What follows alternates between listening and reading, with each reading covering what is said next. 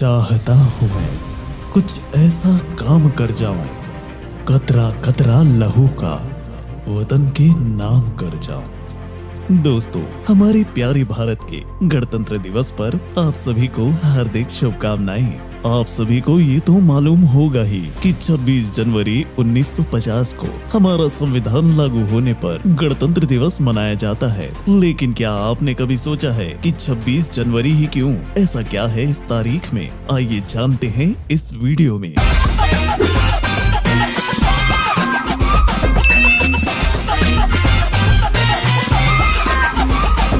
दोस्तों, बात सन 1929 की है, जब 26 जनवरी को भारतीय राष्ट्रीय कांग्रेस ने भारतीय स्वराज की घोषणा की थी और इसीलिए भारत का संविधान लागू करने के लिए भी 26 जनवरी की तारीख को चुना गया था। संविधान को अंतिम रूप में देने में पूरे 2 साल 11 महीने और 17 दिनों का समय लगा था। संविधान को बनाने के लिए डॉक्टर B.R. अम्बेडकर जी की अध्यक्षता में एक मसौदा समिति नियुक्त की गई थी। मसौदा समिति का अंतिम सत्र 26 नवंबर 1949 को समाप्त हुआ और सभी की सहमति से संविधान को अपनाया गया।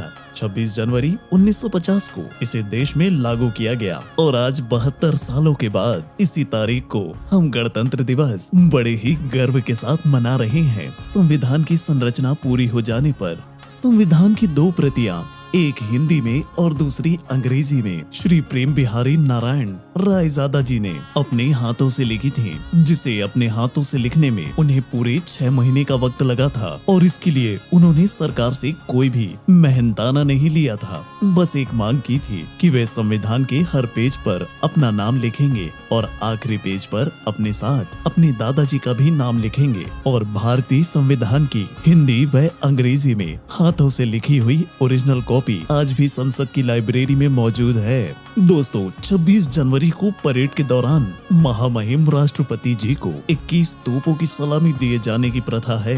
और क्या आपको पता है, 21 तोपों की सलामी भारतीय सेना की 7 तोपों से दी जाती है, जिन्हें 25 पाउंडर्स कहा जाता है। पहली सलामी राष्ट्रगान शुरू होते ही दी जाती है और आखिरी सलामी ठीक 52 सेकंड बाद राष्ट्रगान के पूर्ण होने पर दी जाती है। दोस्तों, क्या आपको पता है कि भारत का संविधान दुनिया का सबसे लंबा और सबसे विस्तृत संविधान है। जब संविधान लागू हुआ था तब इसमें कुल 395 लेख, 8 अनुसूचियां निहित थीं और ये संविधान 22 भागों में बटा हुआ था। 26 जनवरी की परेड के दौरान हर साल किसी न किसी देश के राष्ट्राध्यक्ष को अतिथि के तौर पर बुलाया जाता है और 26 जनवरी 1950 की आयोजित पहली परेड में अतिथि के रूप में इंडोनेशिया के राष्ट्रपति डॉक्टर सुकर्णो को आमंत्रित किया गया था। और क्या आपको पता है, सन 1950 से 1954 तक गणतंत्र दिवस समारोह इरविन स्टेडियम, जिसे अब नेशनल स्टेडियम कहा जाता है, किंग्सवे, लाल किला और रामलीला मैदान तक आयोजित किया जाता था। और 1955 से वो पहला मौका आया जब से गणतंत्र दिवस समारोह राजपथ पर आयोजित किया जाने लगा और 1955 में राजपथ पर आयोजित पहले परेड में अतिथि के रूप में पाकिस्तान के गवर्नर जनरल मलिक गुलाम मोहम्मद को आमंत्रित किया गया था। ये शायद बहुत कम ही लोगों को मालूम होगा कि गणतंत्र दिवस एक 3 दिवसीय राष्ट्रीय त्योहार है जो 29 जनवरी को बीटिंग रिट्रीट समारोह के साथ समाप्त होता है।